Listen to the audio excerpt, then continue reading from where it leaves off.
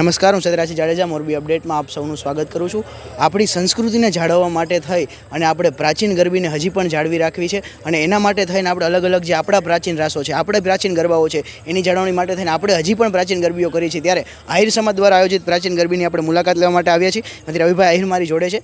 મોરબી અપડેટમાં પહેલાં તો આપનું સ્વાગત છે। ખાસ કરીને જે આહિર સમાજ દ્વારા આ વખતે ગરબીનું આયોજન કરવામાં આવ્યું છે, તો કેવી રીતે આખું આયોજન હોય છે અને કેટલા વર્ષથી કરવામાં આવતું હોય છે?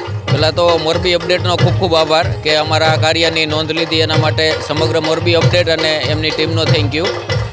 લાસ્ટ યર શરદ પૂનમના એક સફળ આયોજન બાદ સમાજના જ લોકો એક જગ્યાએ ભેગા થાય અને હળીમળી અને બધા રમે, જેનાથી સમાજમાં નિકટતા આવે, પ્લસ સમાજની જે પરંપરાગત જે રાસ છે, સમાજની જે પરંપરાગત પોશાક છે, એ પોશાકને લઈ અને આપણા ભાતીગળ ગરબા માતાજીના સાનિધ્યમાં થાય એવા આશયથી આ એક આયોજન કરવામાં આવ્યું છે।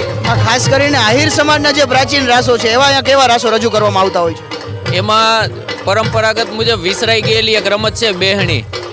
તો મજોકાંઠાની રમત એમાં અલગ હોય, હાલારનો આહિર સમાજ હોય તો અલગ હોય, સોરઠમાં આહિર સમાજ હોય તો અલગ હોય, એમ આપણી અહીંયા બેસણી અને હીચ છે।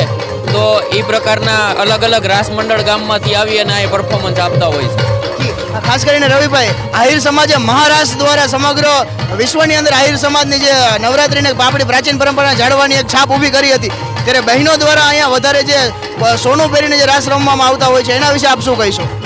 સોનું એ આમ તો આહિરોનું આભૂષણ છે અને પહેલેથી જ માલધારી વરણ કરતા એક એવો સંપ્રદાય અને એવો સમૂહ છે કે જે કાયમ ખેતી, કૃષિ અને પશુપાલન સાથે જોડાયેલો રહ્યો છે।